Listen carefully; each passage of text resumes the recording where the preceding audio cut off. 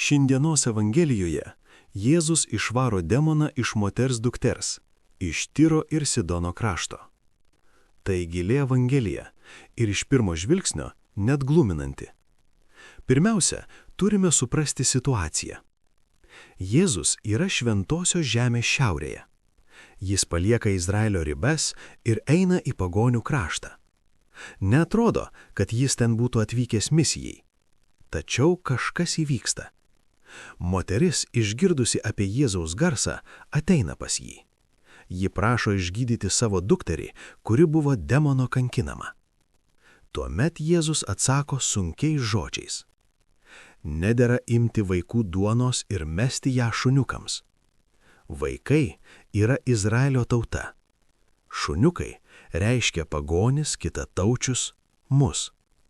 Atsakymas atrodo griežtas, tačiau moters reakcija yra nepaprasta.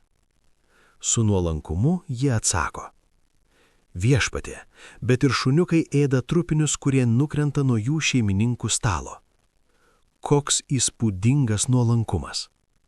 Ir būtent dėl šio nuolankumo Jėzus pareiškia: Dėl to, ką pasakei, gali eiti. Tavo duktė išlaisvinta. Čia išmokstame esminį dalyką. Dievas pasirinko Izraelį. Dievas suteikė privilegiją vienai tautai. Koks turėtų būti mūsų požiūris į tai? Nuolankumas. Gyvename kultūroje, kuri atmeta bet kokią privilegijos idėją. Tačiau, kai Dievas ką nors pasirenka ir suteikia ypatingas malonės, jis to nedaro iš neteisybės. Jis tai daro visų labui. Pagalvokime apie mergelę Mariją. Kodėl Dievas išliejo ant jos tokią gausią malonės pilnatvę? Argi ne dėl mūsų? Argi ne tam, kad turėtume šventą, tyrą ir malonės pilną motiną? Kai matome, kad kažkas gauna daugiau nei mes, neturime maištauti, turime džiaugtis. Tačiau tai įmanoma tik su nuolankumu.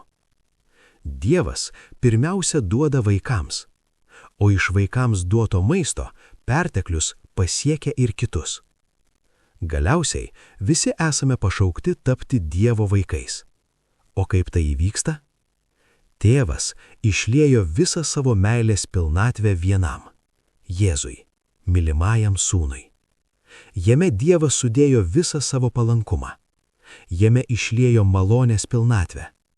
Ir iš šios pilnatvės krenta ne tik trupiniai. Išsilieja gausa. Malonė pamalonės. Išganimas visai žmonijai. Toks yra Dievo kelias.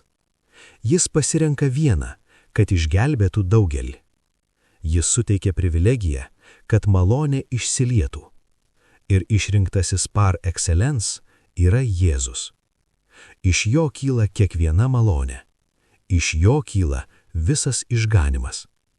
Mokykimės iš tos moters, nuolankumo, kuris atveria širdį priimti net trupinius. Nes Dievo rankose trupiniai tampa amžinybė. Te laimina tave Dievas.